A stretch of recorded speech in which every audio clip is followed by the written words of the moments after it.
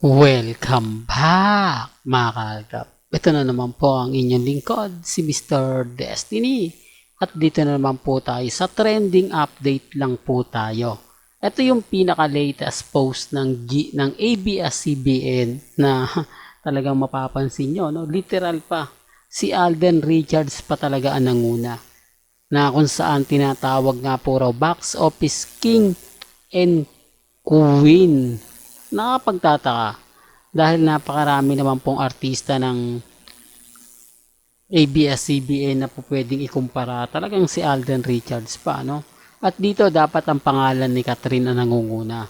Secondary lang si Alden Richards. Hindi eh, pansin niyo po ba? May motibo eh. Inuna talaga yung pangalan ni Alden para mas hindi makakalimutan agad-agad. Para nga po yung mga fans ng Catherine o Kat din, eh talagang mamayagpag. O, tapos sasabihin po nila hindi daw ginagamit ng ABS-CBN si Alden Richards. Ako lang daw po ang nagpupush.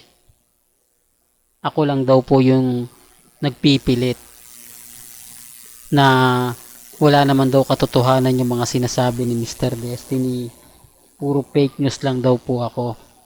Sabi ko nga po, wala naman pong problema yun eh. Hindi naman po ako namimilit. Hindi naman po ako yung tipo na kumbaga kumukuha lang po ng simpatya sa Aldab Nation. Sabi ko nga po, pati Alden fanatics din po, nakukuha ko yung simpatya nila. Kaya lang, syempre, yung iba hindi naman po gusto yung binabalita ko. Pero sabi ko nga po sa inyo, sino nga po ba yung unang nagbibigay ng motibo para pag-usapan, para pagpiestahan? Syempre, yung malalaking network. Pero yung post ng GMA, kay Alden lang, wala pong Catherine doon.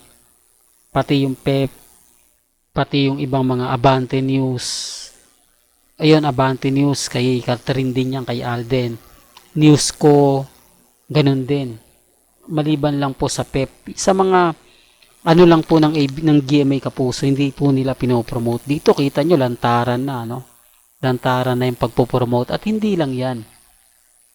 Eto pa, biglang kumalat to. Ano naman kayang issue yan? Hindi po ba na porket magkaparehas nga daw po yung suot na Rolex ni Catherine at ni Alden Richards, eh nagkakalabasan na ng mga issue na ito daw po yung relo na sinasabi nga po daw na binili ni Alden Richards para kay Catherine. Nakita nyo naman po na parehas nga po nilang sinusuot. Remind ko lang po si Alden Richards madalas na talagang may suot yung Rolex. Kung matatandaan nyo, may interview si Paulo at kay Alden. Kaya ako sinasabi yan para may ebidensya at resibo po ako. Kasi baka magsabi na, hindi ko nakikita yan eh. Kung matatandaan nyo na sinabi nga ni Paulo na naka-Rolex to, nagkakalaga ng ganito ganyan. Di po ba? Na dating minamata-mata niya na gwapo sana, kaya lang poor o kumbaga parang hindi umaano sa level niya. Samantala ngayon, relo pa lang, talo na siya. Di po ba? Real talk to mga kaldab. Sinabi ni Paulo Contis yun, yung sa interview niya kay Alden Richards na namomobre, ano ba yan, nabubulol pa si Mr. Destiny, yung namomoblema sa kung papaano niya gagastusin yung pera niya. Hindi niya alam kung papaano. Hindi po ba? Kaya ko lang po sinasabi yan para meron po akong ebidensya at resibo na talaga nagsusuot na si Alden ng relo.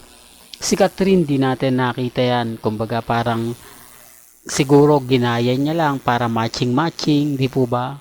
Pero wala pong pilitan na may kanya-kanya tayong pananaw at opinyon.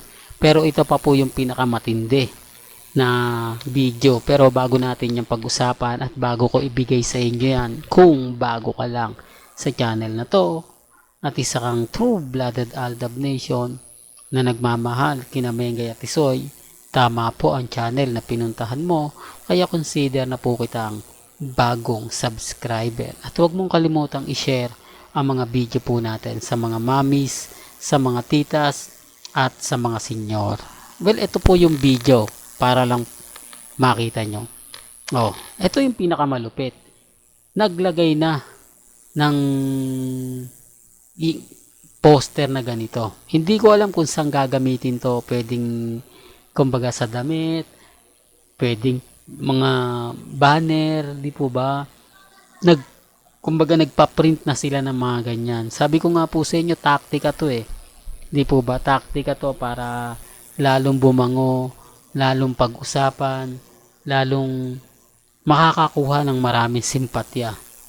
Kaya nga sabi ko, yung mga nagsasabi na hindi totoo yung sinasabi ni Mr. Destiny, fake news lang ako. Wala pong problema yan.